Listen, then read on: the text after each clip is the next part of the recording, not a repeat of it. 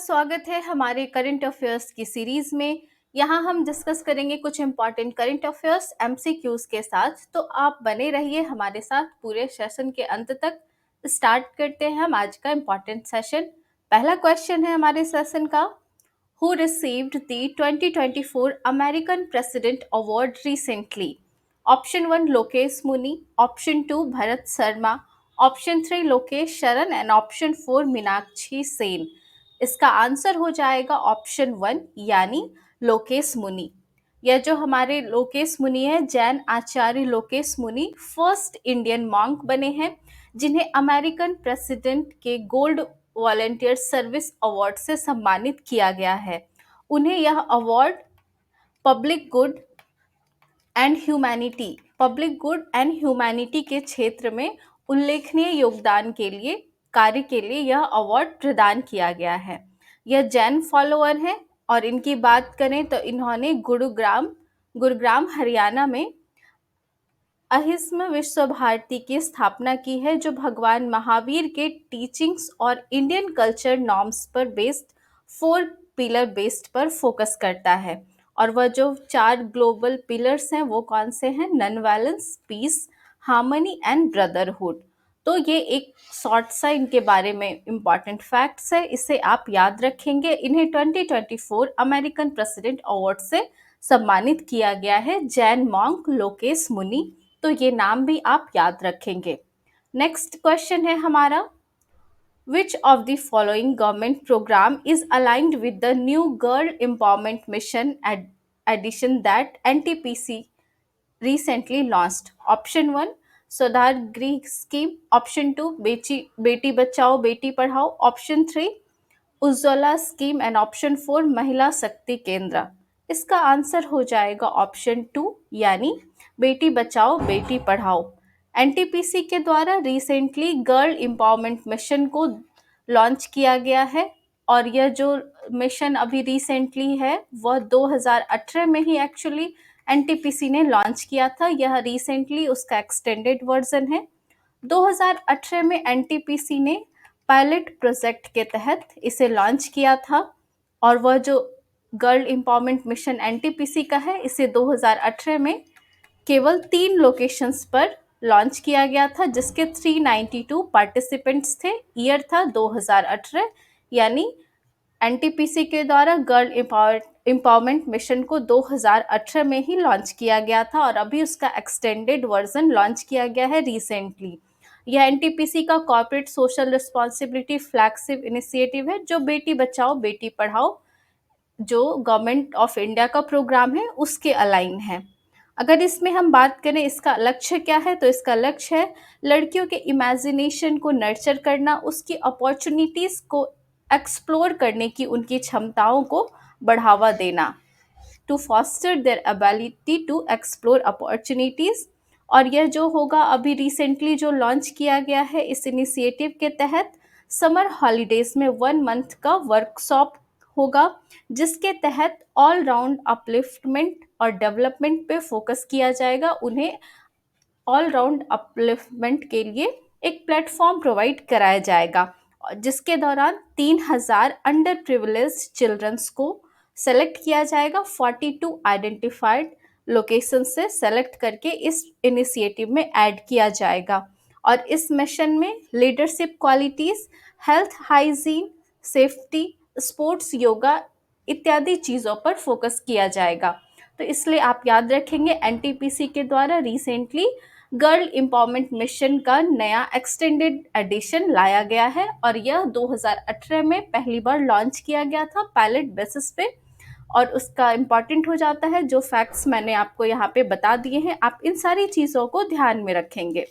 Next question है हमारा, which version of the joint military exercise Dustlik 2024 is being conducted by India and Uzbekistan? तो इसका answer हो जाएगा option 4 यानी 5th edition. Indian armed forces और Uzbekistan armed forces की 14 day exercise जो है 15 अप्रैल से 28 अप्रैल तक उज्बेकिस्तान के तर्जमेज, ये जगह का नाम है, यहाँ पे कंडक्ट किया जाएगा यह एक्सरसाइज, जो 5th एडिशन है। इंडिया और उज़्बेकिस्तान के बीच का यह एक्सरसाइज का 5th एडिशन है। और अगर हम उज़्बेकिस्तान की बात करें तो यहाँ आपको मैप में ये रहा उज़्बेकिस्तान आपको दिख रहा है। यह सेंट्रल एशिया का पार्ट है। और इसके नाइबरिंग कंट्रीज की बात करें तो इसके नाइबर कंट्रीज हैं, ये रहा Kazakhstan, Kyrgyzstan, Tajikistan, Afghanistan and Turkmenistan, यानी टोटल 5 नाइबरिंग कंट्रीज हैं उज़्बेकिस्तान के। और यहाँ पे अगर हम बात करें ये कजाकिस्तान की, तो यह जो है वर्ल्ड का लार्जेस्ट लैंडलॉक्ड कंट्री है। यहाँ पे एक सी भी आपको दिख रहा है, अराल सी। और यह जो अराल सी है यह एक सॉल्ट वाटर लेक है जो कजाकिस्तान एंड उज़्बेकिस्तान के बीच स्थित है, उसके बीच बाउंड्रीज के बीच यह अराल सी सिचुएटेड है। ठीक है, अब हम नेक्स्ट क्वेश्चन पे मूव करते हैं। उसके पहले हम एक चीज़ और मुझे आपको यहाँ पे बताना था, एनटीपीसी के बारे में अगर हम जानें तो एनटीपीसी का कब स्टैब्लिश हुआ था। तो एनटीपीसी जो है 1975 में स्टैब्लिश हुआ था। यह एक सेंट्रल पब्लिक सेक्टर अंडरटेकिंग है जो मिनिस्ट्री ऑफ पावर के अंदर आता है। एनटीपीसी यह 1975 में स्टैब्लिश हुआ था। इसका हेडक्वार्टर कहाँ है, तो इसका हेडक्वार्टर है न्यू दिल्ली, एनटीपीसी का हेडक्वार्टर। और यह एक महारत्न कंपनी है। एनटीपीसी आपका महारत्न कंपनी है, तो ये चीज़ें भी आप याद रखेंगे, यह महारत्ना स्टेटस से मिला हुआ है। और इसके चेयरमैन कौन है, तो इसके चेयरमैन हैं गुरदीप सिंह। गुरदीप सिंह चेयरमैन है एनटीपीसी के। चलिए अब हम मूव करते हैं अपने अगले क्वेश्चन पे। अगला क्वेश्चन है, world quantum day is observed on which day. Option 1 April 3, option 2 April 16, option 3 April 7 and option 4 अप्रैल 14। इसका आंसर हो जाएगा ऑप्शन 4, यानी अप्रैल 14 को वर्ल्ड क्वांटम डे मनाया जाता है। तो इसी दिन क्यों मनाया जाता है, क्या स्पेशल है, क्यों इसे सेलिब्रेट करते हैं हम 14 अप्रैल को ही, तो इस जानते हैं।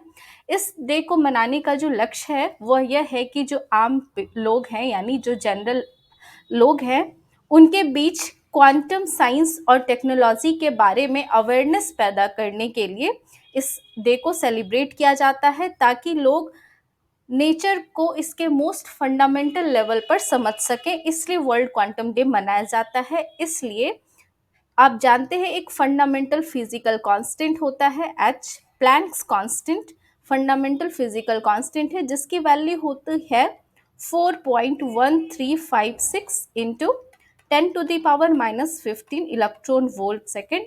ये इसका वैल्यू होता है, इसे हम लिख सकते हैं 4.14। और यह जो डिजिट है इसी वैल्यू के रेफरेंस में, या जो 4.14 इसे हम लिखते हैं, इसी वैल्यू के रेफरेंस में 14 अप्रैल को वर्ल्ड क्वांटम डे मनाया जाता है। तो आपको समझ में आ गया, ये जो आपका प्लैंक्स कांस्टेंट है इसकी वैल्यू होती है इतनी, और इसी के रेफरेंस में ये जो 4.14 आता है, इसी के रेफरेंस में 14 अप्रैल को हर साल वर्ल्ड क्वांटम डे मनाया जाता है। अब इस डे को कब से सेलिब्रेट किया जा रहा है, तो इस डे को 2022 से सेलिब्रेट किया जा रहा है हर साल वर्ल्ड क्वांटम डे।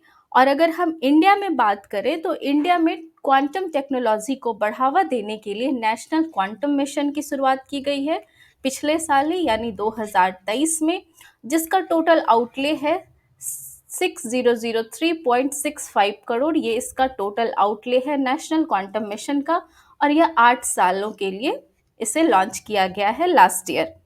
और यहाँ पे साथ ही टी हब्स यानी थीमेटिक हब्स के स्टैब्लिशमेंट की भी बात की गई है रिसेंटली, कुछ दिनों पहले फरवरी में। और वो 4 तरह के टी हब्स कौन कौन से हैं, तो वह है quantum computing, quantum communication, quantum sensing and metrology and quantum materials end devices. तो ये 4 टाइप्स के टी हब्स के स्टैब्लिशमेंट की भी बात की गई है और इन पे काम किया जा रहा है। अब हम नेक्स्ट क्वेश्चन पे मूव करते हैं। अगला क्वेश्चन है, who did Harvard University just designate south Asian person of the year. Option 1 Avantika Vedantapu, option 2 Akanksha Sharma, option 3 Sanaya Shree and option 4 Richa Srivastava. इसका आंसर हो जाएगा ऑप्शन 1, यानी अवांतिका वेदांतु इस ये जो है इंडियन अमेरिकन एक्ट्रेस है और हैदराबाद से रिलेटेड है। इन्हें हार्वर्ड यूनिवर्सिटी के द्वारा south Asian person of the year के अवार्ड से रिसेंटली सम्मानित किया गया है। इसके साथ ही हम अपना यहाँ सेशन एंड करते हैं। आपके लिए उसके पहले एक क्वेश्चन है जिसका आंसर आप मुझे कमेंट सेक्शन में देंगे। नाटो मेंबर के बारे में हमने कुछ दिन पहले ही प्रीवियस सेशन में नाटो के 75th सेलिब्रेशन डे के बारे में डिटेल में जाना था और यह भी जाना था टोटल कितने मेंबर्स हैं, 31st मेंबर कौन सा है, 32nd मेंबर कौन सा है। तो अगर आपको वो सारी चीज़ें पता है तो अच्छी बात है, आप मुझे इसका आंसर देंगे who is the 32nd NATO member. और अगर आपको उस वीडियो को देखना है तो आप पिछले जाइए, प्लेलिस्ट में जाइए, आपको वीडियोस मिल जाएगी, आप वहाँ जाके देख सकते हैं। इसके साथ ही हम आज का सेशन यहाँ पे एंड करते हैं। मिलते हैं आपसे अगले सेशन में नए टॉपिक्स के साथ। पढ़ते रहिए, मुस्कुराते रहिए।